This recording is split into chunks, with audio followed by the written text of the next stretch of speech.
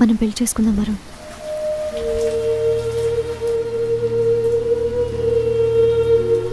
ఏదో అమ్మాయిలకు రిజర్వేషన్ ఉంది, ర్యాంక్ ఎంత వచ్చినా సీట్ వచ్చేస్తుంది కదా అని ఏది పడితే చదివేస్తే సరిపోదు.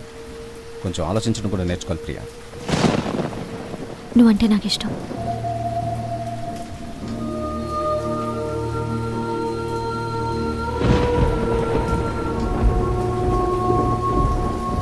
సార్, మనం ఓ కోడ్ని పబ్లిక్లోకి వస్తే హింసిస్తూనే ఉంటారు సార్.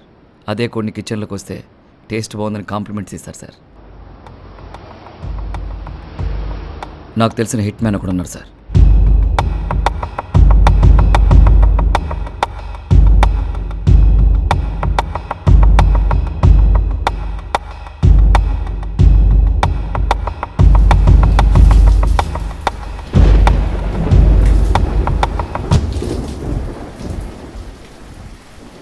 ఇంట్లో ఒంటరిగా ఉండడం మాత్రం మంచిది కాదు. బికాజ్ ఇన్సామ్నియాకి ఇనీషియల్ స్టేజ్లో ప్రాపర్ కేర్ తీసుకోకపోతే afterwards life becomes very problematic. I'm telling you.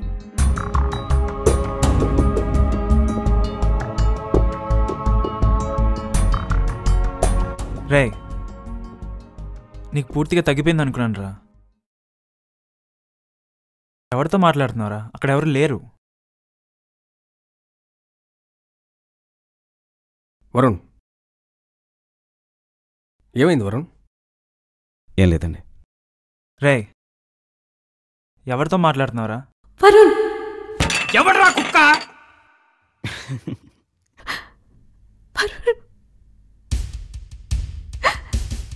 రే, నువ్వు కాఫీ షాప్కి వెళ్తావు, ప్రియాని కలుస్తావు, తనతో మాట్లాడతావు.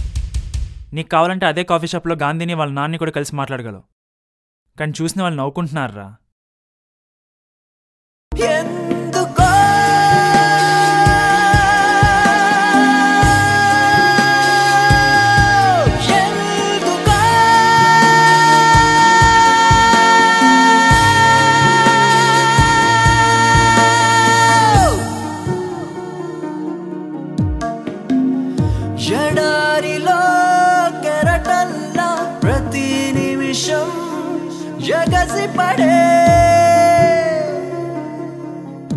మా వాడికి కొంచెం పొగరు. కొంచెం కాదు సార్, చాలా తగ్గించాలి. ఎంత తగ్గించాలనుకున్న పెట్రోల్ రేట్లు పొగరో తగ్గవు. పెట్రోల్ రేట్లు పెంచిన వాళ్ళు లాక్ కొడితే అవే తగ్గుతాయి.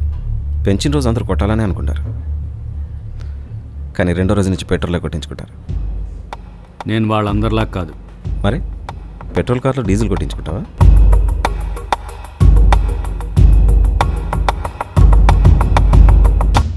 నేను ఎందుకు చచ్చిపోవాలనుకుంటున్నాను కూడా అడగవా?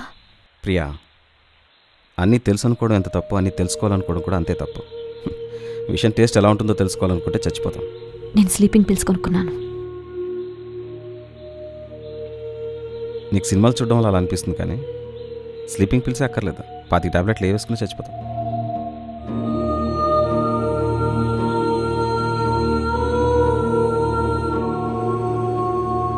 నువ్వు కొన్ని రోజులు హాస్పిటల్లో ఉంటే బెటర్ అనుకుంటున్నాను వరుణ్.